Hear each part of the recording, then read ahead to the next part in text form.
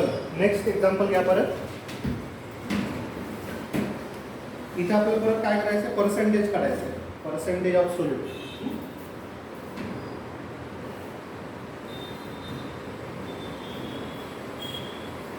A solution obtained by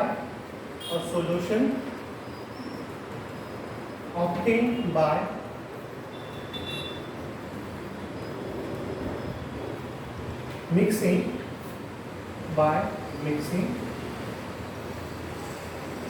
200 grams of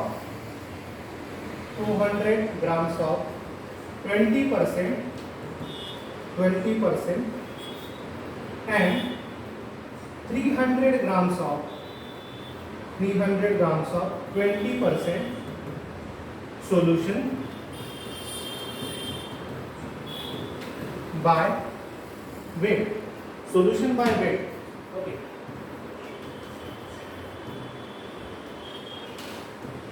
Calculate percentage of solute. Calculate percentage of solute in final solution.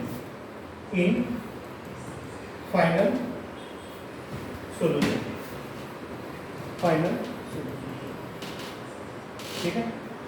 आपल्याला दोन solution दिलेत. एका सोल्युशनचं weight किती आहे बरं 200 आणि ते किती पर्सेंट आहे 20%. ठीक आहे. आणि एका दुसऱ्याचं दिलंय 300 ते पण 20% आहे. याला आपण समजा ए सोल्युशन म्हणू. ठीक आहे. आणि याला बी सोल्युशन म्हणू. दोन सोल्युशन दिले. आता दोन्ही सोल्युशन मिक्स केले. ठीक आहे. मग आता मिक्स केल्यानंतर जे मिक्सचर तयार होणार आहे त्या मिक्सचरमध्ये सोल्यूटचं पर्सेंटेज किती आहे हे सांगायचं. ठीक आहे. मग आपला फॉर्म्युला काय सांगतो, how to calculate the percentage of solute in a solution. काय फॉर्म्युला आहे सांगा, पर्सेंटेज वेट बाय वेट. ठीक आहे. Percentage weight by weight is equal to weight of what? Weight of solute upon weight of solution. ठीक आहे. Final सोल्युशनचं जे काही weight असेल ते पर्सेंटेज काढायचं म्हणून 100. ठीक आहे. सर आता मग एक 1 बाय 1 बघूया आपण. ठीक आहे. आता weight of solution, final solution आपल्याला मिळणार आहे दोन सोल्युशन ए आणि बी मिक्स केल्यानंतर. ठीक आहे. So suppose we have solution A. So solute in we have solute in solution ए.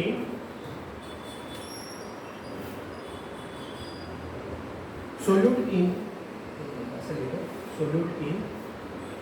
ठीक आहे. Solute in a solution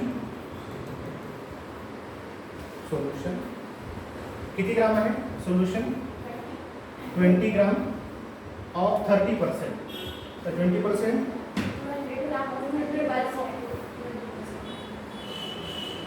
200 gram of हां याला 30% करून टाका. दोन्ही सारखेच झाले ना. 200 ग्राम ऑफ 30% करून टाका. 200 ग्राम ऑफ 30%.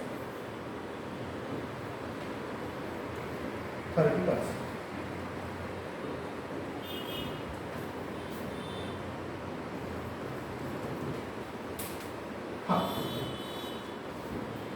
आता मला सांगा 200 ग्रामचे 30% किती?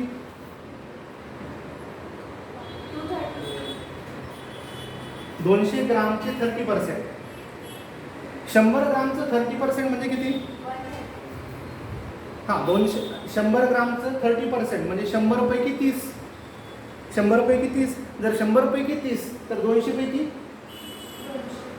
पैकी 60. लक्षात द्या. हे लक्षात येतं ना. बघा म्हणजे जर इथं मी 100 ग्राम लिहिलं असतं आणि हे 30% म्हणलं असतं म्हणजे काय 100 ग्राम टोटल क्वांटिटी आहे 30%. 100चे 30% म्हणजे 30. ठीक आहे. तर आता 200 आहे, मग 200ची 30% किती? 60. देअरफॉर किती क्वांटिटी किती येईल त्याची सोल्यूटची?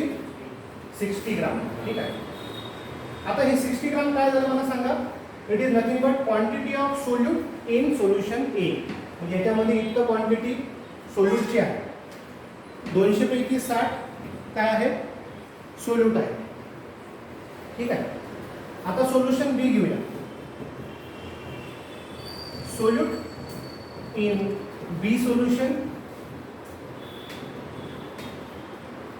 बी सोल्युशन किती आहे सांगा. 300 ग्राम आहे ऑफ 30%. ओके 20%. आता 300 ग्रामचं 20%. 300 ग्रामचं 20%.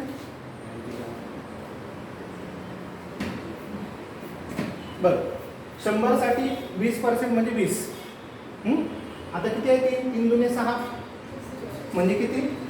येस व्हेरी गुड 60 ग्राम. 60 ग्राम. ठीक आहे. आता दोन्ही सोल्यूट झाले. आता काय राहिलं? आता टोटल ग्राम्स ऑफ सोल्यूट. दोन्ही सोल्युशन मिक्स केल्यानंतर ते मिक्स होणार आहे, त्यामुळे किती ग्राम आहे टोटल सोल्यूट किती झालं सांगा. Total solute in final solution will be equal to 60 plus 60. 60 A मध्ये आणि 60 बी मध्ये म्हणजे 120 ग्राम ऑफ काय झालं. म्हणजे आता वेट ऑफ सोल्यूट किती झालं सांगा. 120. आता काय राहिलं? Weight of solution. Weight of solution कसं केलं सांगा. टोटल ग्राम ऑफ सोल्युशन किती राहणार? ग्राम्स ऑफ सोल्युशन किती येणार सांगा. 500 येणार. कसं? 300 प्लस 200 500 ग्राम. ठीक आहे. आता सोल्यूटचं पण वेट मिळालं आणि सोल्युशनचं पण वेट मिळालं. 500 ग्राम. 500 ग्राम हे पण ग्राम. ठीक आहे. इंटू काय करायचं आहे? 100. किती येणार सांगा.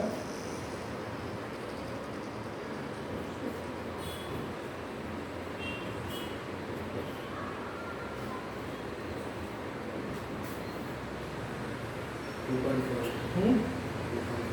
2.4. तर जास्त येते बघायचं.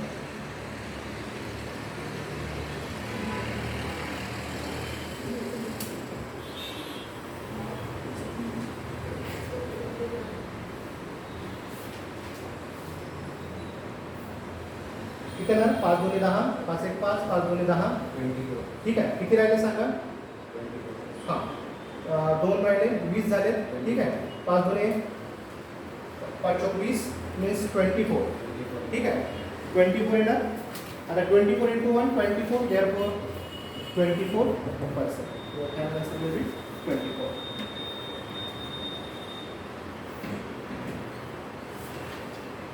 हे असं कन्फ्युजन करण्यासाठी दिलेलं आहे. पण याच्यामध्ये आपली प्रॅक्टिस कोणती होणार. इथं महत्त्वाचं स्किल आपण काय शिकलो. 300 gram of 20%, 400 gram of 30%, weight by weight, कधी वेट बाय वॉल्यूम म्हणतील. ठीक आहे. वेगवेगळ्या प्रकारे. मग त्याप्रमाणे त्याची क्वांटिटी लिहून घ्यायची आणि शेवटी आपला जो फॉर्म्युला आहे त्याच्यामध्ये ठेवायचा, पुटअप करायचं आणि कॅल्क्युलेट करायचं. हा प्रॉब्लेम लक्षात आला. यात काय डाऊट आहे? सर पुढचा लिहूया.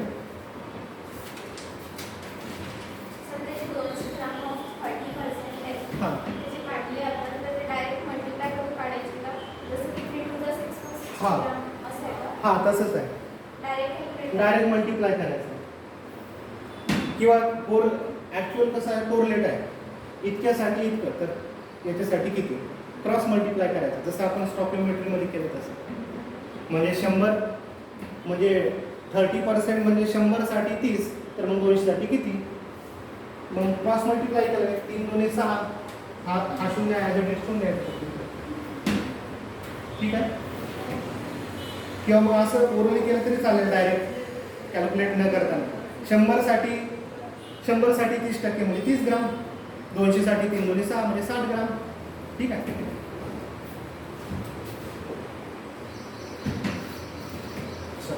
घेऊया आपण क्वेश्चन.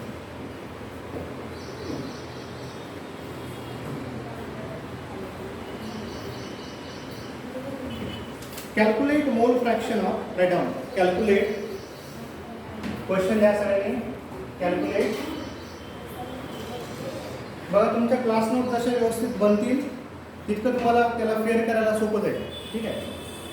क्लासमध्येच क्लासचं काम होऊन जातं. घरी गेल्यावर अजून त्यात तुम्ही ॲड ऑन करता नोट्समधले प्रॉब्लेम, तुमच्या बुकमधले प्रॉब्लेम आणि असे एक प्रकारचे कॉम्पोजिट नोट तयार होतात तुमची, जी रिव्हिजन करायला सोपी जातात.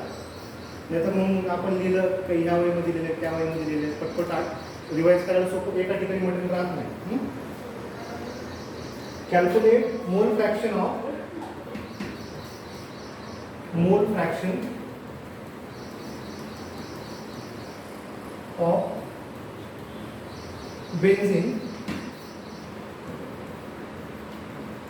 benzene in solution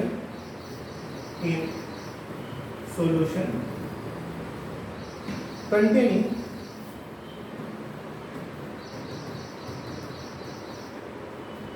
30% by mass, 30% by mass in carbon tetrachloride, CCl4, carbon tetrachloride.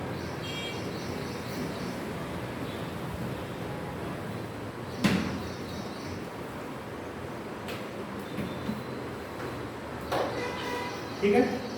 आता मोल फ्रॅक्शन काढायचे. आधी जसं आपण सॉल्व केलं तसं सॉल्व करायचं. जमेल का? चला करून दाखवा पटपट. काय काय करणार तुम्ही? मोल फ्रॅक्शनसाठी काय लागतं आपल्याला? मोल्स लागतात. मोल्स कसे काढायचे? गिवन मास आपण मोलर मास. ठीक आहे. मग गिवन मास कसं काढणार? आता बघा, benzene in solution containing 30% by mass in carbon tetrachloride. म्हणजे कार्बन टेट्राक्लोराइड किती आहे? 30%. म्हणजे 30% काय म्हणजे काय? 100 पैकी 30 म्हणजे 30 ग्राम किती आहे? काय आहे? Carbon tetrachloride. आणि बेन्झीन किती राहील मग? 70%. ठीक आहे. बेन्झीन किती आहे? Benzene in solution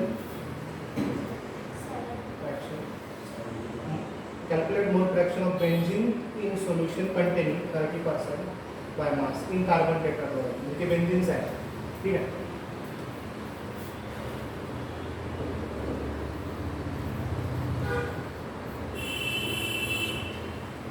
So mass of benzene, yes, mass of benzene. नाही, थोडंसं त्याच्यामध्ये वर्डिंग बघा. Calculate mole fraction of benzene in solution containing 30% by mass in carbon tetrachloride. 30% by mass of benzene in carbon tetrachloride. In carbon tetrachloride means carbon tetrachloride is solvent and this one is solute. Okay. Means mass of benzene will be 30% is 30 gram and mass of carbon tetrachloride, yes, carbon tetrachloride will be 70 gram. Now molar mass of benzene, आता चला moles काढून घेऊया. Moles of benzene किती आहे ना? Moles of benzene given mass upon molar mass. Given mass किती आहे बेन्झीनचं सांगा? 30. मोलर मास किती आहे बेन्झीनचं? C6H6 साइन 12 हां 12 ठीक आहे. म्हणजे कार्बनचे 72 72 आणि 6 हायड्रोजन 72 प्लस 6 78 म्हणजे किती येणार? हां 78. ठीक आहे.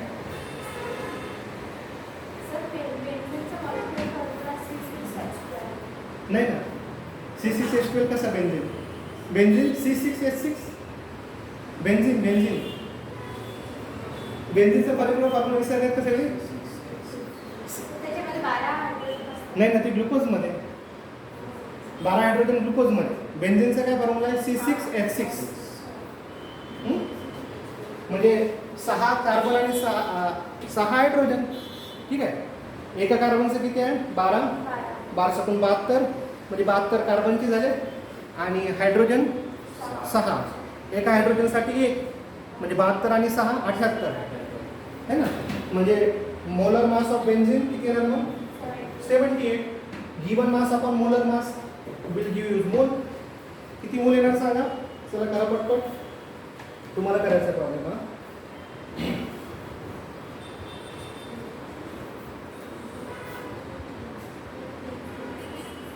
आता मोल्स ऑफ कार्बन टेट्राक्लोराइड किती येणार सांगा?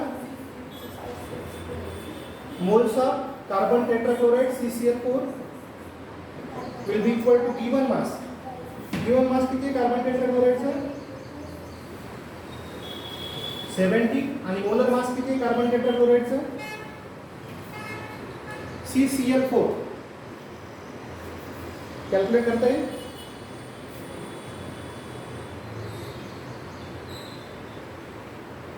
एका कार्बनचं किती असतं सांगा?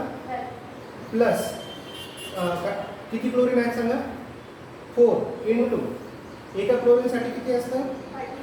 35.5. एका क्लोरीनसाठी किती असतं? 35.5. किती येणार मग molar mass?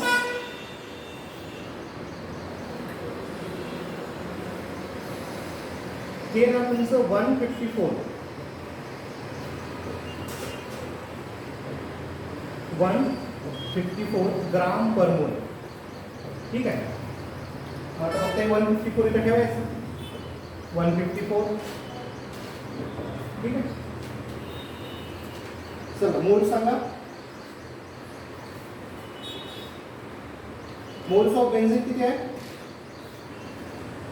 Moles of benzene यांना तुमचे 0.3. ओके, 0.38. आणि मोल्स ऑफ कार्बन टेट्राक्लोराइड ना 0.4. 0.45.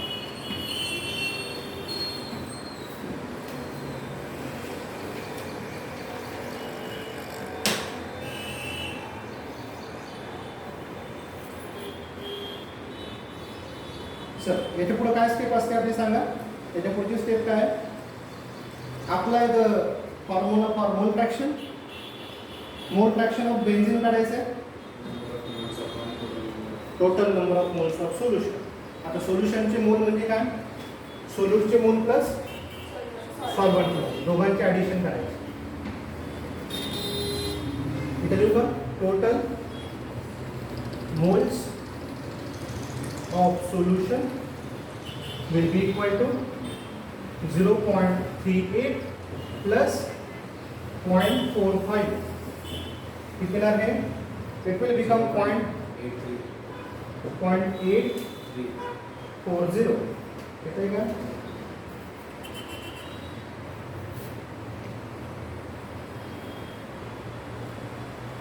ठीक है.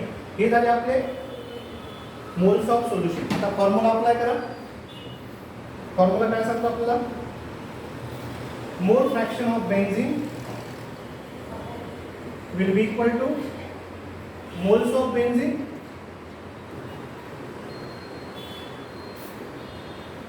Upon moles of solution. आता बेन्झीनचे किती मोल आहे सांगा? 0.38 मोल्स आहे. 0.38 divided by total moles of solution 0.84. 0.84.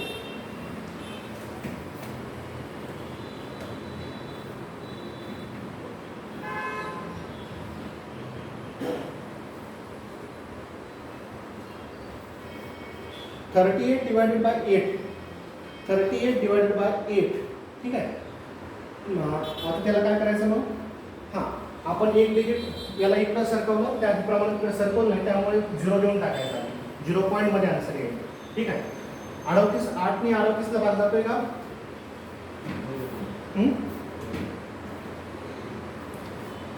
8 चौक 32. 38 मधून 32 गेले का खाली किती उरले? 38 मधून 32 गेले, खाली उरले 6. ठीक आहे. किती झाले? 6 राहील, हां म्हणजे किती राहिले, 6 राहिले, परत भाग द्यायचा, 60 आहे आता असं कन्सिडर करायचं. 8ने 60ला भाग जातो,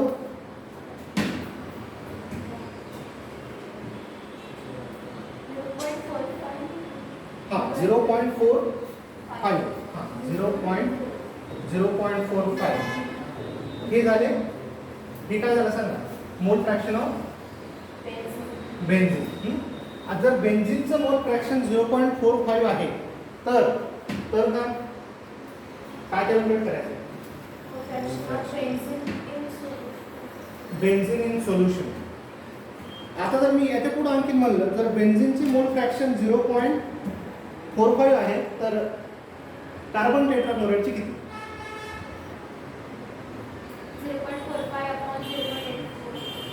नाही, तसं नाही करायचं. हे बघा, बेन्झिन आणि कार्बन टेट्राक्लोराइड दोघांना मिक्स करून आपण सोल्युशन तयार केलंय. बेन्झिन आपला सोल्यूट, कार्बन टेट्राक्लोराइड आपला सॉल्व्हंट. ठीक आहे. मग सोल्यूट प्लस सॉल्व्हंट दोघांचे मोलची बेरीज किंवा त्यांचं मोल फ्रॅक्शन किती असतं, 1. जर बेन्झिनचं मोल फ्रॅक्शन 0.45 आहे किंवा 45 आहे, ठीक आहे, हां, तर कार्बन टेट्राक्लोराइडचं किती राहील, 100 - 45. हां म्हणजे 1 मायनस किंवा हे पॉईंट काढून टाकलं तर तसं बी करता येऊ शकतं. ठीक आहे. 1 मायनस टोटल मोल फ्रॅक्शन किती राहतं, नेहमी 1. Therefore, mole fraction of carbon tetrachloride CCl4 will be equal to 1 minus 0.45. So 1 minus 0.45 किती येणार, it will become 0.55. 55 आणि 45 बरोबर 100 म्हणजे 1. असं आहे, तुम्ही लक्षात ठेवू शकता.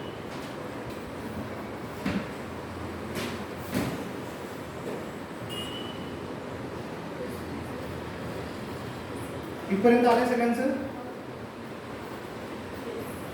चला आता एक पीपीएम वर घेऊया. पीपीएम राहिला आता फॉर्म्युला.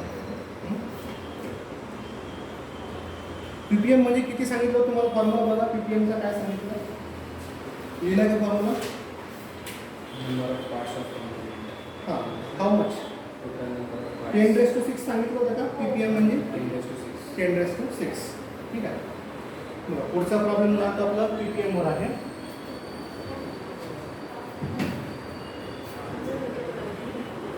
चला शेवटचा प्रॉब्लेम आहे आपला, एकच घेऊया.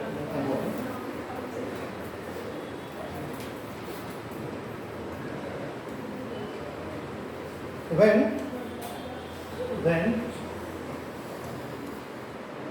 1.04 gram of barium chloride BaCl2 is present in 10⁵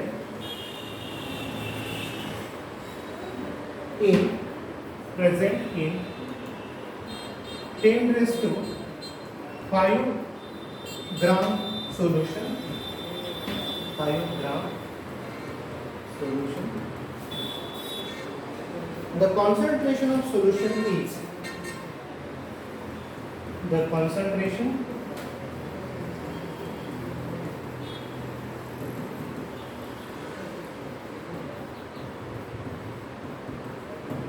concentration of solution is. Solutionचं concentration किती असणार. I will put here option. We have option A 0.104 ppm, option B 10.4 ppm, option C 0.0104 ppm, option D 104 ppm.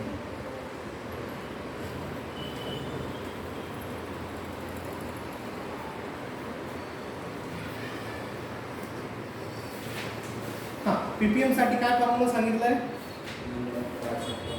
Number of parts of component. मग किती parts आहे component, किती याचं contribution किती आहे,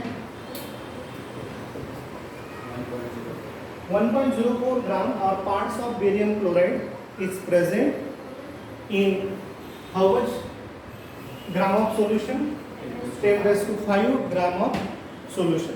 Therefore सोल्युशनचं कॉन्सन्ट्रेशन किती येणार? तर concentration will be equal to किती येणार कॉन्सन्ट्रेशन? किती पार्ट्स आहे? 1.04 ग्राम डिवायडेड बाय 10⁵ म्हणजे एकावर किती 5 शून्य. ठीक आहे बरोबर. 1 2 3 4 5 इंटू काय करायचं? 10⁶ ppm आहे. ठीक आहे म्हणजे हे पण काय होणार? इकडे 6 शून्य, हे 5 शून्य, हे कट होऊन जाणार.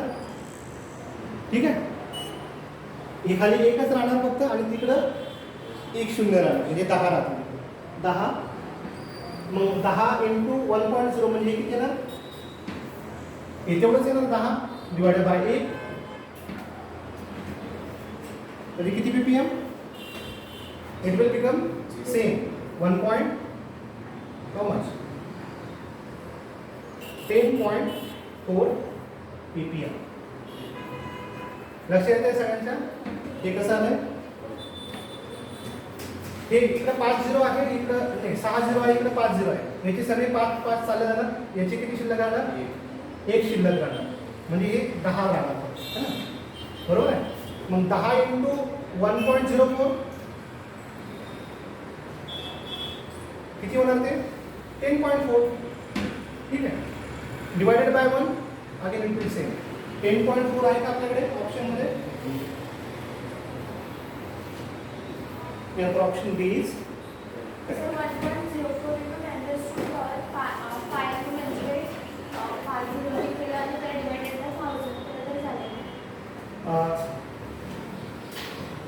टेन रेस टू 5 ला 1000 ने डिवाइड करायचं.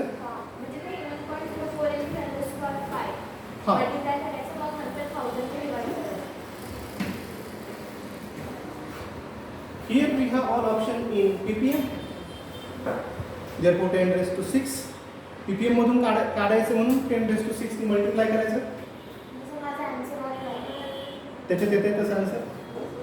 ठीक आहे it can be solve in both way but this is simplified. ठीक आहे आपण कंटिन्यू करू पुढच्या लेक्चरमध्ये.